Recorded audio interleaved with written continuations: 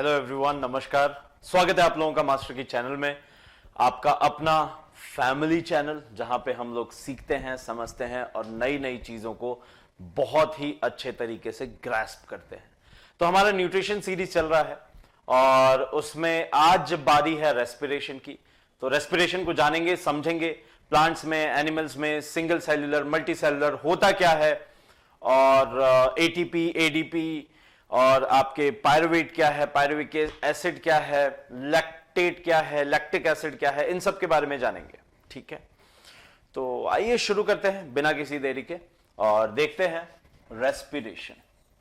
ओह, respiration तो एक common belief है जो कि मतलब ये कहता है कि रेस्पिरेशन और ब्रीदिंग प्रोसेस सेम है, जो कि गलत है। रेस्पिरेशन और ब्रीदिंग प्रोसेस एंटायरली डिफरेंट है, और हम यूं कहें तो ज्यादा बेटर होगा कि ब्रीदिंग रेस्पिरेशन का एक पार्ट है ना। रेस्पिरेशन एक बहुत बड़ा प्रोसेस है जिसमें ब्रीदिंग एक छोटा सा रोल प्ले करता है। ठीक है, अभी आएंगे उस पर भी, लेकिन अगर हम लोग रेस्पिरेशन को डिफाइन करें, सो याद करिए हमने डाइजेशन तक देखा था कि जो फूड था इसको हमने डाइजेस्ट करके किसमें कन्वर्ट कर लिया था, ग्लूकोज में। ठीक है, मैं हेटेरोट्रॉफ्स की बात कर रहा हूं, है ना, मतलब हम लोगों की बात कर रहा हूं, एनिमल्स की बात कर रहा हूं। प्लांट्स में तो ऑलरेडी है, तो उसका वहां पे ब्रेकडाउन चलता रहेगा, वहां किसी से इनटेक नहीं किया, डाइजेशन करने की जरूरत नहीं पड़ी, लेकिन यहां पे तो आपको पड़ी, इस जगह आपको पड़ी, सो आपको ग्लूकोज यहां पे मिल चुका है। अब इस ग्लूकोज से एनर्जी जो आएगी, जो ये एनर्जी हमें चाहिए, वो कहां से मिलेगी, bye the process of respiration. तो वो हमें रेस्पिरेशन से मिलने वाली है, इस बात का ध्यान रखिएगा।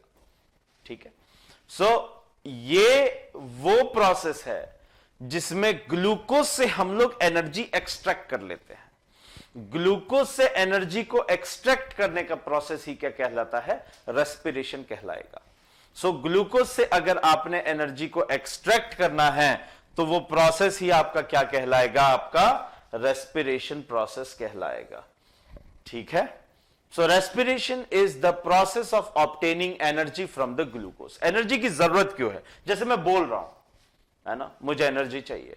इनफैक्ट आप पढ़ रहे हैं, आप वीडियो को देख रहे हैं, यू नीड द एनर्जी, है ना। बहुत सारे मतलब लाइफ प्रोसेसेस के लिए एनर्जी चाहिए ही चाहिए। ये आपके फोन की तरह है, आपका फोन चल रहा है तो उसको चलने के लिए एनर्जी चाहिए, बैटरी से मिलती है, तो आपको बार बार चार्ज करना पड़ता है। तो हम देखेंगे अभी चल के कि कुछ वैसा ही प्रोसेस यहां पे भी चल रहा होता है। ठीक है ना, सो respiration is that process.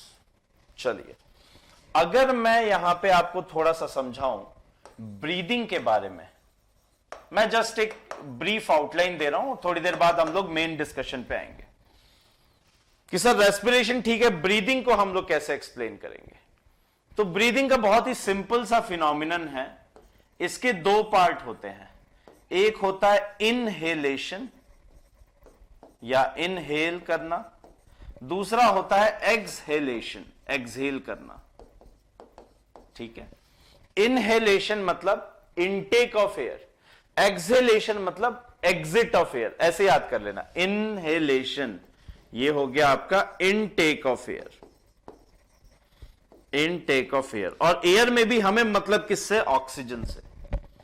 Exhalation से क्या मतलब है, एक्सहेलेशन में है मतलब एग्जिट ऑफ एयर, बाहर निकालना, और ये कौन सी, कार्बन डाइऑक्साइड रिच एयर है, वो एक बाय प्रोडक्ट है। Is it clear?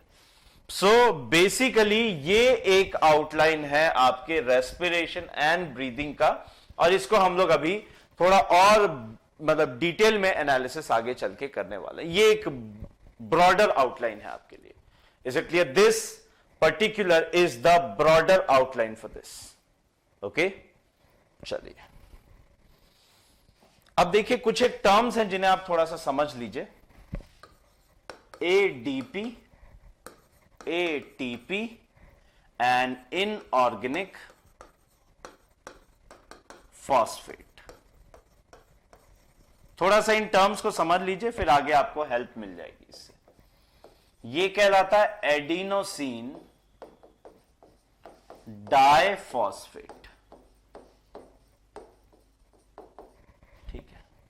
ये कहलाता है आपका एडिनोसिन ट्राइफॉस्फेट। ठीक है, और बच्चे ये तो आपका इनऑर्गेनिक फॉस्फेट है, इसको आप पीआई से रिप्रेजेंट भी कर सकते हो, रिप्रेजेंटेड। ठीक है, इन तीनों की खास बात यह है कि these are in the cell. ये कहां पाए जाते हैं? सेल में पाए जाते हैं। ठीक है, इसकी अगर मैं बात करूं एडीपी की, तो ADP is having low energy content, इसमें एनर्जी कम होती है, ये एनर्जी चाहिए, इसमें एनर्जी हाई एनर्जी कंटेंट होता है। ठीक है, लॉजिक क्या है, कैसे हम लोग इसको समझ रहे हैं, जरा आप इसको देखिएगा। ठीक है, बहुत सिंपलिस्टिक तरीके से हम इसको समझा देंगे और आपके लिए बहुत ही इजी भी हो जाएगा। ओके, तो आइए जरा इसे देखते हैं। यहां पे जो हमारी एटीपी है ना, वो स्टोर की जाती है एज ए एनर्जी रिजर्वायर, मतलब ये एक्सेसिव एनर्जी के फॉर्म में, मतलब सेल को जब भी एनर्जी की रिक्वायरमेंट होगी ये एटीपी को ब्रेक करके एनर्जी ले लेगा। देखिए कैसे, कहने का मतलब पहले एटीपी का फॉर्मेशन देखिए, तो ये जो एडीपी है ये इनऑर्गेनिक फॉस्फेट प्लस ये वाला इनऑर्गेनिक फॉस्फेट प्लस एनर्जी, इसके साथ में मिलके हमारा एटीपी बना लेता है, एडिनोसिन ट्राइफॉस्फेट बना लेता है। और जब भी एटीपी की, जब भी एनर्जी की रिक्वायरमेंट होगी, मतलब सिग्नल भेजा एनर्जी की रिक्वायरमेंट है, फॉर एग्जांपल आप कुछ हैवी वर्कआउट वगैरह कर रहे हैं, है ना, so in the presence of water, with water हम ये बोलें, तो ये क्या करता है, आपका adenosine diphosphate plus inorganic phosphate plus energy में ये ब्रेक डाउन हो जाता है और एनर्जी आपको यहां से मिल जाती है। और जो एनर्जी इक्विवेलेंट है वो 30.5 किलो जूल पर मोल का रहता है, लगभग इतना रहता है, 30.5 किलो जूल पर मोल के हिसाब से, 30.5 किलो जूल पर मोल के हिसाब से आपका रहेगा।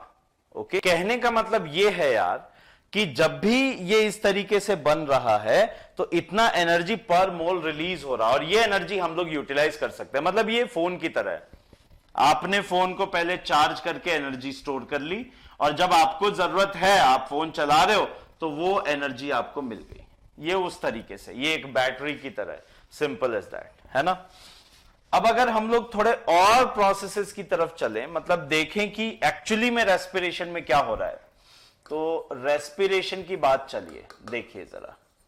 तो आप ये बोल सकते हैं ना कि एटीपी बेसिकली एनर्जी करेंसी है। आप ये कह सकते हैं ना कि एटीपी क्या है, एनर्जी करेंसी है। कि एटीपी, जैसे आप दुकान पे गए, आपने 100 का नोट दिया, अरे भैया कुछ देना, कुछ खरीदने गए आप, चॉकलेट वगैरह, तो उसने आपको पकड़ा दिया, तो वैसे ही एटीपी है। सेल को जब भी एनर्जी की रिक्वायरमेंट होती है वो एटीपी को ब्रेक करता है, तोड़ो इसे, और फिर एनर्जी ले लिया। कितनी एनर्जी निकली? 30.5 किलो जूल पर मोल के हिसाब से, इसको ध्यान रखना। चलो, तो रेस्पिरेशन में हम लोग उठाएंगे एंड प्रोडक्ट ऑफ डाइजेशन, जो कि है ग्लूकोज। ठीक है, ये कहां से आया? ये आया आपका आफ्टर डाइजेशन, ह्यूमंस में, एनिमल्स में आफ्टर डाइजेशन मिला ये। ठीक है, इसको ब्रेक डाउन किया जाएगा, इसके ब्रेक डाउन को कहा जाता है ग्लाइकोलाइसिस, है ना। इलेक्ट्रोलिसिस आपने पढ़ा होगा, वाटर के मॉलिक्यूल्स को ब्रेक करना, वैसे ही ग्लाइकोलाइसिस। ग्लाइकोलाइसिस का मतलब क्या हुआ कि ग्लूकोज को ब्रेक करेंगे। अभी देखेंगे किस में ब्रेक होगा। ये किस में होता है? In cytoplasm of cell. ठीक है, कहां होगा? ये साइटोप्लाज्म के अंदर होगा, ये माइटोकॉन्ड्रिया में नहीं होता। आपने पढ़ा होगा 9th में कि mitochondria is the powerhouse of the cell, है ना। तो एक्चुअली ये प्रोसेस आपका माइटोकॉन्ड्रिया में नहीं होता, अगला होता है जो इसका नेक्स्ट स्टेप है। तो अच्छा, बाय द वे, यहां से बनता है पायरुवेट, या कई बार हम लोग इसे आप बुक्स में भी पायरुविक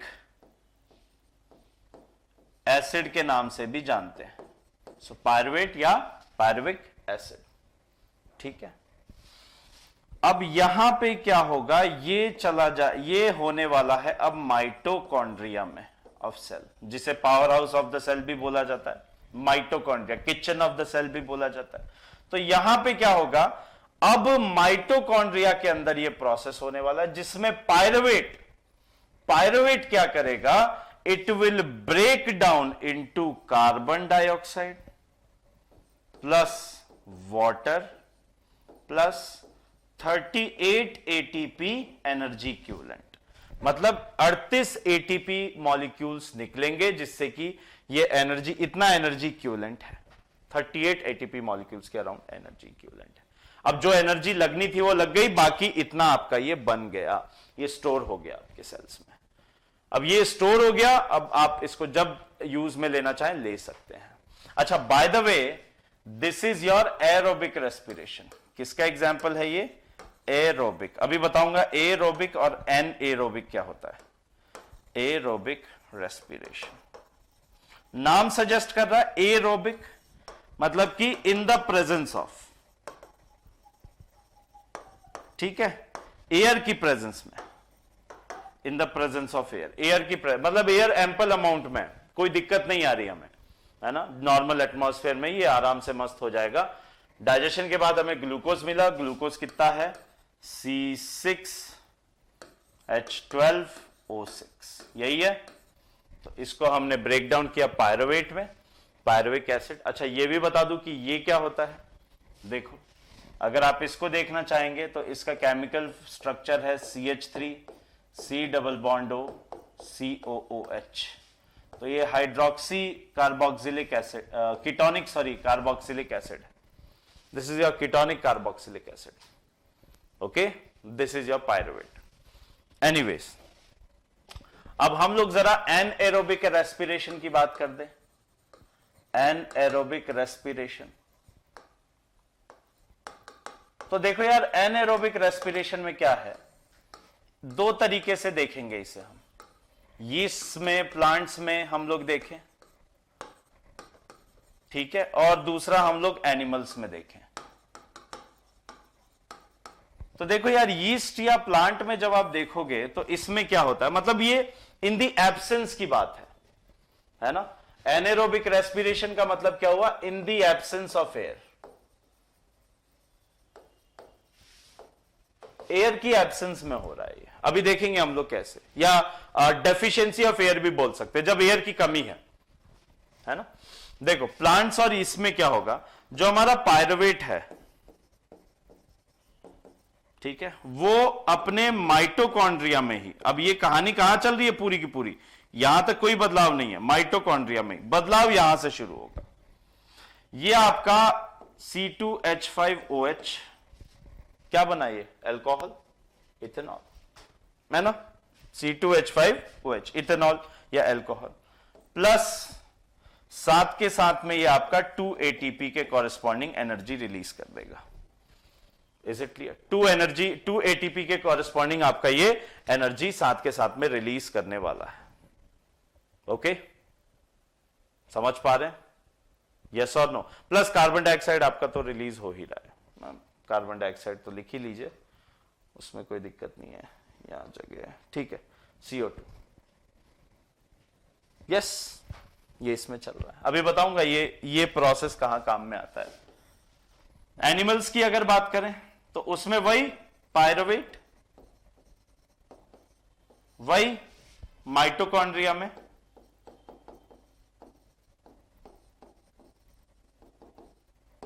ठीक है, और वही काम होगा, क्या, पायरुवेट ये ब्रेक डाउन हो जाएगा माइटोकॉन्ड्रिया में, ये ब्रेक डाउन हो गया, और ये इस बार ब्रेक डाउन होगा लैक्टिक एसिड के अंदर, ठीक है, lactic acid plus carbon dioxide plus 2 ATP, इसमें ब्रेक डाउन हो जाएगा। तो एनर्जी कम मिल रही है, अगर आप ध्यान दें यहां पे 38 ATP है और यहां पे 2 ATP ईच है। एनिमल्स में कब होता है, जैसे आप खुद देखें, आप कोई हैवी एक्सरसाइज रनिंग वगैरह करते हैं तो ऑक्सीजन उतने अमाउंट से नहीं जा रहा जितने अमाउंट से उसे जाना चाहिए, है ना, उतने अमाउंट से नहीं जा रहा जितने अमाउंट से उसे जाना चाहिए। दैट इज वाई होगा क्या, सोच के देखो कि ऑक्सीजन की डेफिशिएंसी होगी, कमी हो गई, तो अब पायरुवेट ब्रेकडाउन तो होगा लेकिन लैक्टिक एसिड में होगा, और ये लैक्टिक एसिड धीरे धीरे जब जमा हो जाता है बॉडी में तो फिर क्रैम्प्स फील होने लग जाते हैं, राइट? देन व्हाट, और वो क्रैम्प्स ओवर द टाइम आपको ट्रबल भी देते हैं। तो ये सिर्फ ह्यूमंस में नहीं, अदर एनिमल्स में भी होगा।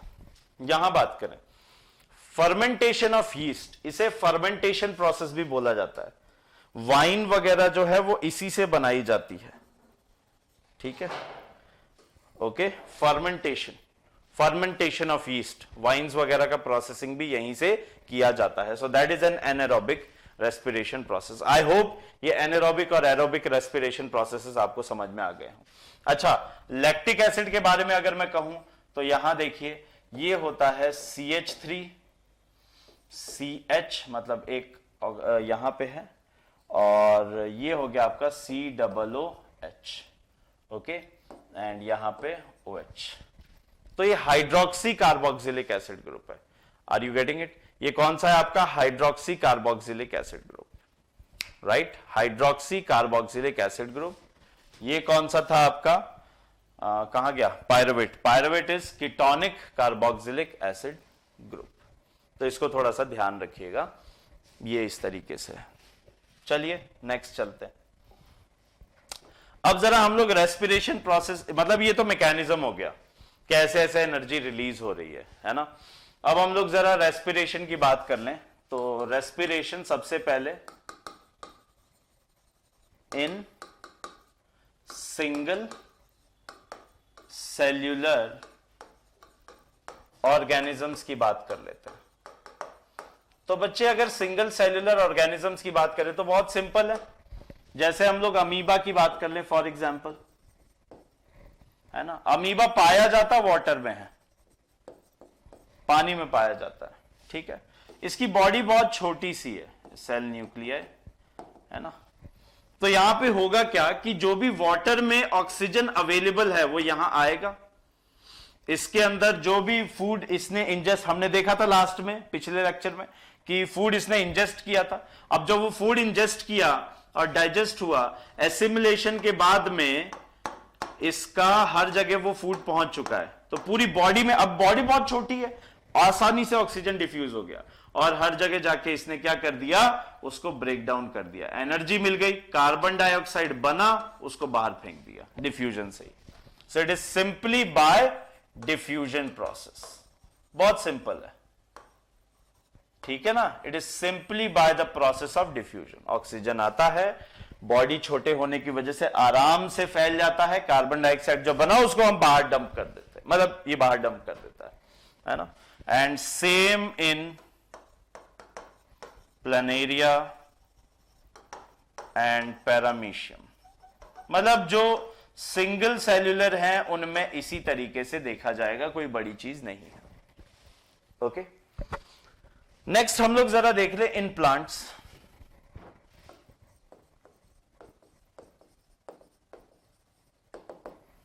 ठीक है, तो यार अगर हम बेसिकली प्लांट्स की बात करें तो प्लांट्स को मैं इस तरीके से कुछ दिखा सकता हूं। ये इसके रूट सिस्टम हो गया, ठीक है। अब देखो इसके रूट्स में ना ऐसी ब्रांचिंग होती है। कभी भी आपने ऐसे गाजर वगैरह खाया हो जमीन से ताजा ताजा निकाल के, या छोड़ो सब्जी मंडी से लाके भी खाया हो, तो उसमें ऐसे हेयर होते हैं, है ना। हेयर क्यों रहते हैं? उसने शेविंग नहीं की इसीलिए। हेयर रहने का क्या कारण है भैया? हेयर रहने के पीछे बहुत बड़ा कारण यह है कि आपका ये यहां पे, इनको बोलते हैं हम लोग रूट हेयर। सब बताऊंगा कि यहां पे क्या होता है, ठीक है। ये क्या है? स्टेम। और ये क्या है? हमारी लीव्स। ब्रांचेस वगैरह, ट्विग्स वगैरह भी होती है, बट मेन पार्ट्स ये हैं, shoot, root, stem, leaves, branches et cetera. अब देखिए अगर आप, तो इसमें लीव्स बहुत ज्यादा हैं और स्टेम भी गोलाकार है, बहुत बड़ा है, तो इसकी वजह से it has large surface area, ठीक है बच्चे। इसका सरफेस एरिया क्या है? लार्ज है ना। और इसका इसे फायदा मिलता है, इसके लिए इसको लंग्स वगैरह की जरूरत नहीं है। क्यों? क्योंकि eight every part diffusion occurs. ठीक है, हर जगह क्या हो रहा है, यहां पे डिफ्यूजन हो रहा है, हर जगह, हर पार्ट में, लीव, स्टेम, रूट, शूट, सब जगह, है ना। At every part diffusion is occurring, हर जगह डिफ्यूजन यहां पे चल रहा है। उस डिफ्यूजन का फायदा क्या है ना, हर जगह डिफ्यूजन फायदा क्या है कि आसानी से oxygen in and carbon dioxide out. अब आप बोलोगे सर हैं, हमने उल्टा नहीं पढ़ा था न्यूट्रिशन में? अभी बताता हूं, सब बताता हूं, सब पे चलेंगे। देखो सुनो, इसमें लॉजिक क्या कहता है। देखो यार, ये तो आपको एक बेसिक आउटलाइन इसका मिल गया, ओवरव्यू मिल गया, ठीक है। देखना, डे टाइम में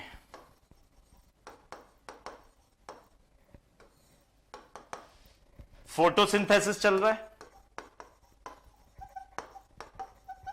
भैया। फोटोसिंथेसिस मतलब लाइट की प्रेजेंस में, और लाइट तो दिन में ही है, कोई थोड़े ना उसके पास में लैंप है, बत्ती जला के और वो अपना काम कर रहा है, आपकी तरह आप पढ़ सकते हो, ये नहीं कर सकता। तो फोटोसिंथेसिस चल रहा है यहां पे। फोटोसिंथेसिस दिन के समय चल रहा है, जिसकी वजह से कार्बन डाइऑक्साइड रिलीज हो रही है, सॉरी कार्बन डाइऑक्साइड इनटेक हो रही है, मैं भी क्या लिख दिया कार्बन डाइऑक्साइड इन हो रही है ना, एंड ऑक्सीजन प्रोड्यूस हो रही है। अब इसी ऑक्सीजन को ये यूज कर लेता है, समझ गए? इसी ऑक्सीजन को ये यूज कर लेता है कुछ पार्ट, और बाकी नेट रिलीज कर देता है। सो इस ऑक्सीजन का अगर हम देखें तो some part used and released, बाकी का पार्ट क्या कर दिया जाएगा, रिलीज कर दिया जाएगा। कुछ पार्ट ये यूटिलाइज कर लेता है और बाकी के पार्ट को क्या कर देता है, ये रिलीज कर देता है। ये इसकी खासियत है, कुछ पार्ट को यूटिलाइज कर देगा, तो नेट ऑक्सीजन ही बाहर जा रहा है, मतलब जो यूटिलाइज किया वो कम है और बाहर ज्यादा, मतलब प्रोड्यूस ज्यादा हो रहा है, इसका मतलब। चलो अच्छा, रात के समय क्या होगा, नाइट टाइम। नाइट टाइम में नो फोटोसिंथेसिस, सूरज नहीं है भाई, डूब चुका है। सिंथेसिस, सूरज डूबा है ना। इसका मतलब है O2 from atmosphere and CO2 out, ये बात ध्यान रखना, ठीक है। तो रात के समय ये भी कार्बन डाइऑक्साइड को रिलीज करते हैं, ओके, इसके लिए वो लिखा था। अब देखो, अगर हम लोग यहां पे बात करें तो इसमें जैसे 3 पार्ट मैंने बोले, लीव्स, स्टेम्स और रूट्स। तो बेटे लीव्स में मैं बता चुका हूं कि आपके पास में है कौन, स्टोमेटा, बहुत इजी, ठीक है। स्टेम्स में भी 2 तरीके के होते हैं, एक तो पतले और नाजुक से स्टेम, जैसे घास वगैरह के, है ना, सरसों के, है ना। तो जैसे हम बोले तो स्टेम्स में सॉफ्ट स्टेम्स एंड एक होते हैं हार्ड स्टेम, जैसे ये आम के पेड़ के, है ना, बरगद के पेड़ के, पॉपुलर के पेड़ के, तो ऐसे हो गए। रूट्स के अंदर रूट हेयर्स, ये इंपॉर्टेंट है। अब देखो क्या हो रहा है, ये जो रूट हेयर हैं ये एक्सट्रैक्ट करते हैं oxygen from the space between soil particles. अब सुनो यार, सॉइल पार्टिकल्स स्टोन पार्टिकल्स थोड़ी हैं, पत्थर थोड़ी है कि एकदम क्लोजली, कुछ गैप है, उस गैप में ऑक्सीजन है, उस ऑक्सीजन को ये एक्सट्रैक्ट कर लेते हैं। और कैसे एक्सट्रैक्ट करते हैं, बाय डिफ्यूजन, सही है। एंड डिफ्यूजन द्वारा ही कार्बन डाइऑक्साइड रिलीज कर दी जाती है, खेल खत्म। इसीलिए तो अगर वाटर लॉगिंग हो गई है, बारिश ज्यादा है और ये मतलब डूब गए हैं पेड़ अगर, तो उस वजह से होगा क्या, ऑक्सीजन की कमी हो जाएगी, है ना, क्योंकि वाटर के खास बात यह है कि ऑक्सीजन ज्यादा उसमें सॉल्युबल नहीं है, कार्बन डाइऑक्साइड ज्यादा सॉल्युबल है ऑक्सीजन में। Carbon dioxide easily oxygen water में डिसॉल्व हो सकती है ऑक्सीजन के मुकाबले। तो सोचिए अगर पानी लग चुका है, मतलब एकदम बारिश भयंकर हुई थी, वाटर लॉगिंग हो गई है, तो अब वहां पे होगा क्या, ऑक्सीजन की कमी है, एरोबिक रेस्पिरेशन, एनेरोबिक रेस्पिरेशन होगा। और यार एनेरोबिक रेस्पिरेशन में ये देखो एल्कोहल बनता है प्लांट्स में एल्कोहल और कार्बन डाइऑक्साइड, तो इवेंचुअली वो प्लांट मर जाएगा ना, that plant will die eventually, it's as simple as that. ठीक है, तो ये हमारा निकल के आ गया, अच्छी बात है, ठीक है, रूट हेयर्स के बारे में पता चल गया। स्टोमेटा, ये तो सिंपल है यार, इसमें तो है ना, exchange of O2 and CO2 respectively, ये स्टोमेटा के थ्रू होता है, ये ओपनिंग्स होती है, मैंने बताया था आपको, है ना, न्यूट्रिशन के अंदर हम लोग इसको देख चुके हैं। अच्छा, यहां पे क्या होता है, इसमें भी यही स्टोमेटा ही होंगे, सॉफ्ट है, ग्रीन है, स्टोमेटा प्रेजेंट होंगे।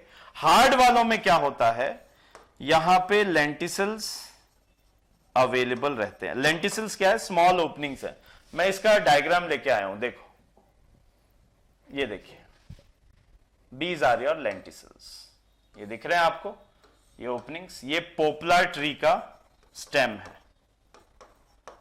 तो यहां पे बच्चों ये हमारे लेंटिसल्स हैं।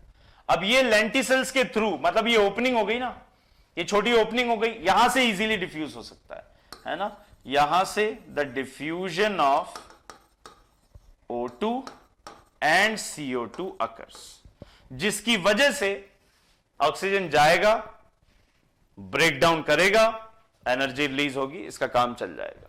और इसको ज्यादा एनर्जी की जरूरत भी नहीं है, एक जगह खड़ा है ना, इसको ज्यादा एनर्जी की जरूरत भी नहीं है। एनिमल्स की बात करेंगे तो वहां पे एनर्जी की रिक्वायरमेंट होगी। चलिए आगे बढ़ते हैं। देखिए अब मैं आ रहा हूं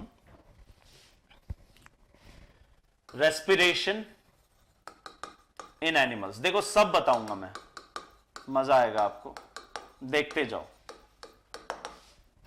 इसमें हमने यूनिसेलुलर तो कर लिया, सिंगल सेलुलर। अगर हम लोग रेस्पिरेशन इन एनिमल्स की बात करें और अर्थवॉर्म्स की बात करें एंड लीचेस की बात करें, तो आपने अभी कभी इनको देखा हो या हाथ में पकड़ा हो, है ना, कि तो इनमें होता क्या है कि इनकी स्किन बहुत ही सॉफ्ट होती है, थिन, सॉफ्ट एंड मॉइस्ट, चिपचिपी भी होती है। तो इजीली हम ये बोल सकते हैं दे ब्रीथ थ्रू स्किन, ये स्किन के थ्रू ब्रीथ करते हैं, है ना। और इनकी जो स्किन है बहुत ही अच्छी मात्रा में इसमें कैपिलरीज होती हैं, ठीक है, बहुत ही अधिक मात्रा में कैपिलरीज होती हैं। और वो कैपिलरीज से करता क्या है, ये बेसिकली ये कैपिलरीज फिर ऑक्सीजन रिच ब्लड को ले जाती हैं, अलग अलग सेल्स में पहुंचाती हैं, और जो कार्बन डाइऑक्साइड रिच ब्लड है वो वहां तक ले आके फिर उसको बाहर डिफ्यूज हो जाता है स्किन के थ्रू। तो इनका स्किन के थ्रू काम चलता है ना। अब यहीं अगर हम लोग बात करें एक्वेटिक एनिमल्स लाइक फिश, तो फिशेज हैव गिल्स, है ना, गलफड़ जिसे बोलते हैं हिंदी में, है ना, गिल्स। तो फिश का जो बॉडी है उसमें गिल्स आपको कुछ यहां पे ऐसे दिखाई देंगे, ये होता है गिल कवर, दिल नहीं बोल रहा भाई, गिल बोल रहा हूं, गिल कवर। इसके अंदर गिल्स होते हैं, आप इसको थोड़ा सा देखेंगे ना ऐसे निकाल के, तो ये ऐसे ऐसे ऐसे ऐसे आपका जिगजैग पैटर्न में ऑर्गेनाइज्ड होता है, मस्कुलर रेड कलर का होता है, ठीक है, कुछ ऐसे होता है। तो ये गिल्स होते हैं। तो जब भी वाटर यहां से पास होगा, वाटर पास होगा, और वाटर के पास होने से होगा क्या कि वाटर जैसे ही यहां से पास करेगा ये ऑक्सीजन को एब्जॉर्ब कर लेंगे, ठीक है, ऑक्सीजन को एब्जॉर्ब करके फिर यहां पे भी कैपिलरीज होती है, पूरे बॉडी में ऑक्सीजन को पहुंचा दिया जाएगा, रेस्पिरेशन हो जाएगा, एनर्जी रिलीज हो जाएगी, कार्बन डाइऑक्साइड वाला ब्लड यहां पे आ जाएगा और उसको फिर बाहर रिलीज कर दिया जाएगा। It is as simple as that, है ना। और इसीलिए ये फिश जो है ये बाहर सर्वाइव नहीं कर सकती पानी के, क्योंकि इसके लिए जरूरी यह है, इसके ऑर्गन की स्पेशलिटी यह है कि यहां पे होना यह चाहिए कि ये यहां से एब्जॉर्ब करे ऑक्सीजन को, वाटर को फ्लो करा के। अब एयर में तो इतना नहीं है ना, दैट इज वाई, एयर में वाटर नहीं है ना इतना, दैट इज वाई ये मर जाती है। दूसरी चीज, ये लैंड एनिमल्स के मुकाबले इसमें breathing rate is more than terrestrial या लैंड एनिमल्स। एक बात बताऊं आपको, ये बहुत इंपॉर्टेंट चीज है। क्यों ऐसा, क्यों?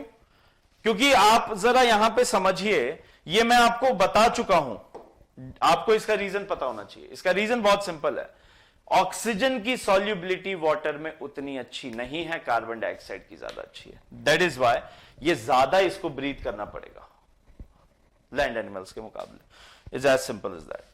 चलिए अब मैं आपको जरा रेस्पिरेशन इन ह्यूमंस की बात कर दूं।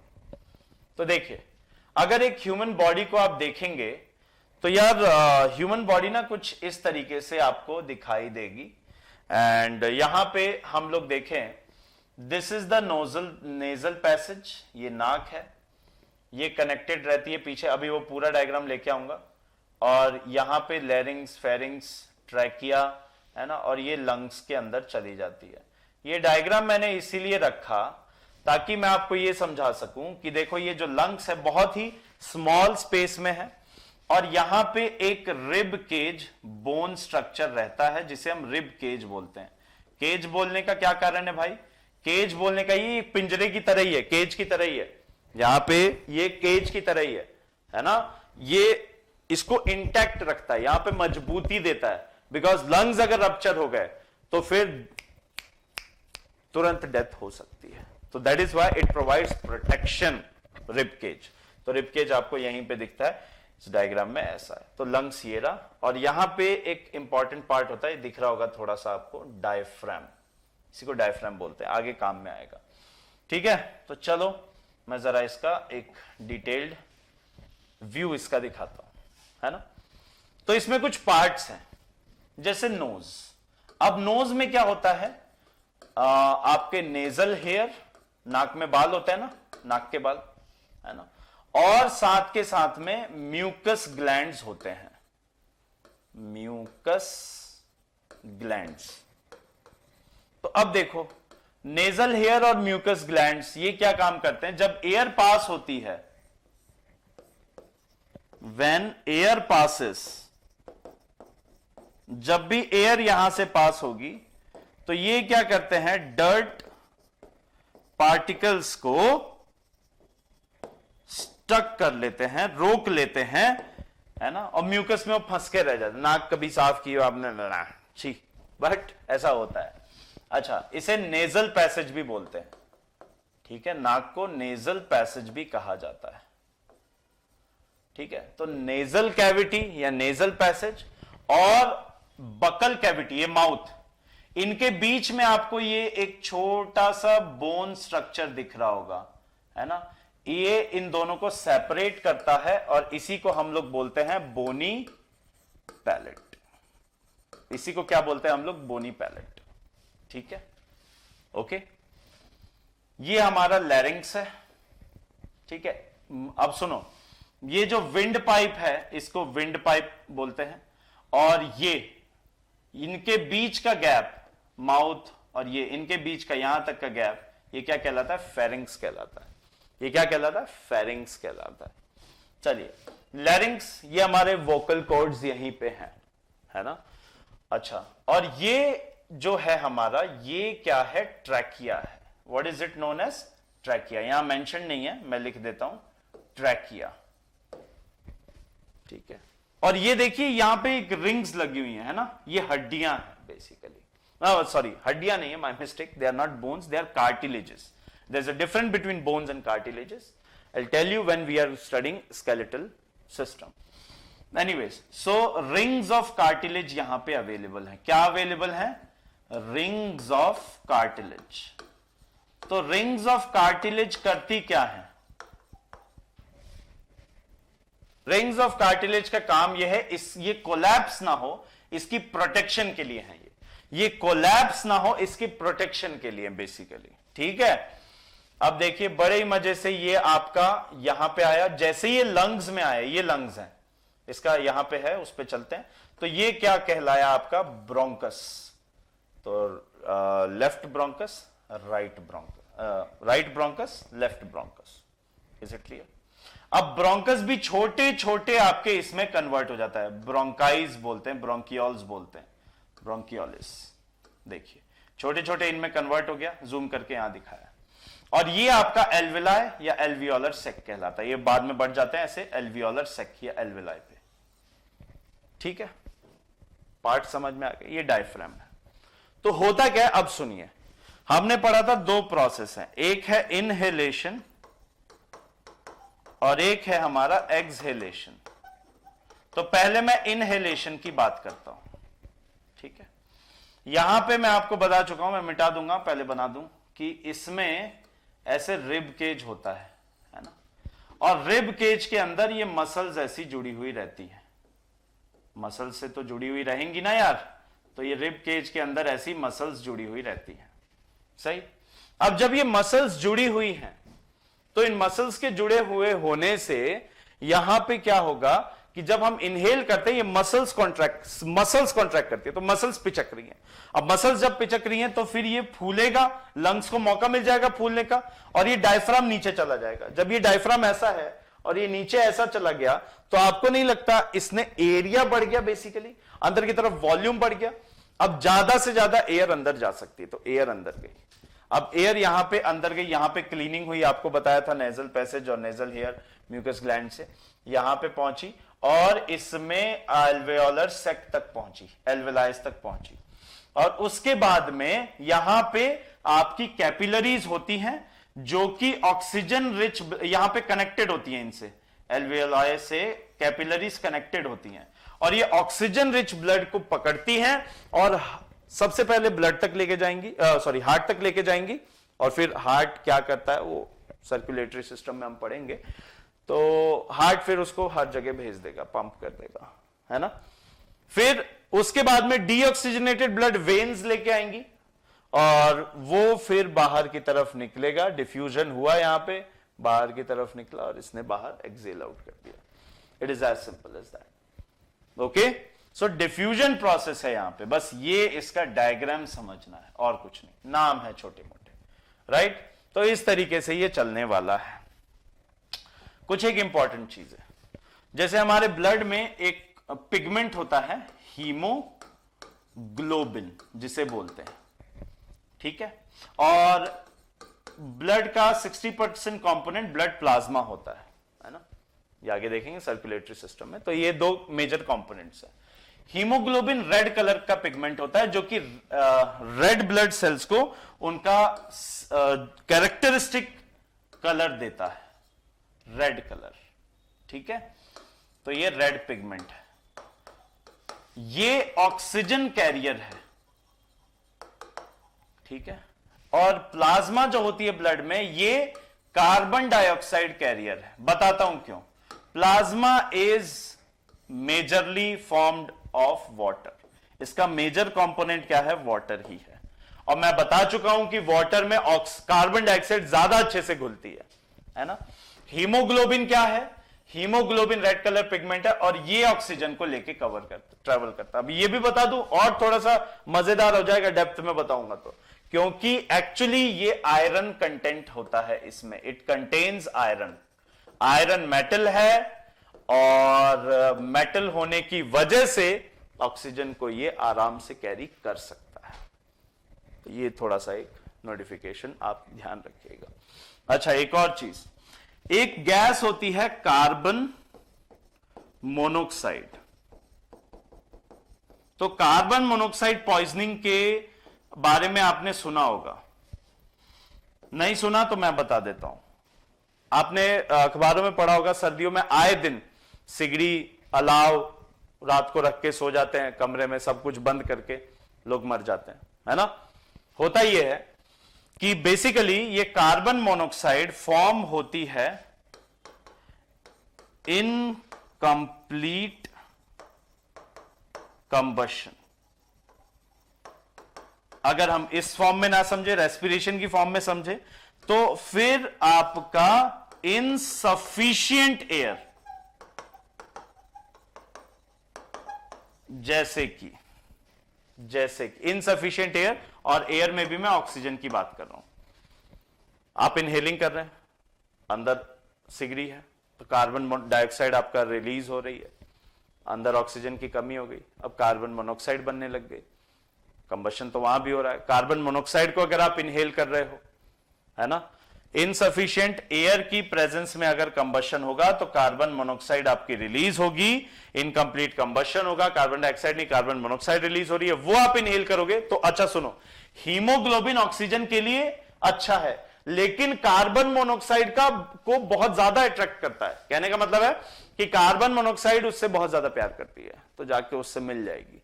अब जब वो मिल जाएगी तो फिर होगा तांडव, व्यक्ति की मृत्यु हो सकती है, होती है, बिकॉज इंसान अनकॉन्शियस हो जाता है और कुछ समय बाद ऑक्सीजन की कमी की वजह से स्टोरी एंड्स। सो रेस्पिरेशन की स्टोरी भी यहां पे एंड्स। आई होप ये सब आपको अच्छे समझ में आया हो। फोटोसिंथेसिस का उल्टा है रेस्पिरेशन, और कुछ नहीं, है ना। Pyruvate, pyruvic acid, lactic acid, lactate, ये सब कब फॉर्म होता है, ग्लूकोज माइटोकॉन्ड्रिया में, साइटोप्लाज्म में, ये सारी चीजें हमने डिटेल में डिस्कस कर ली। नेक्स्ट सेशन में मिलते हैं यार। जितना हो सके इसे शेयर करो, बिकॉज आपको पता है कि इतना डिटेल में यूट्यूब पे it is not available, and पूरा का पूरा कंटेंट वी आर प्रोवाइडिंग, है ना। So we need your support. जितना हो सके आप इसे शेयर करें, लाइक करें, और कमेंट्स करके बताएं और क्या आप चाहते हैं, है ना। सो thank you so very much. Bye bye. Take care. Jai Hind. See you guys in the next lecture.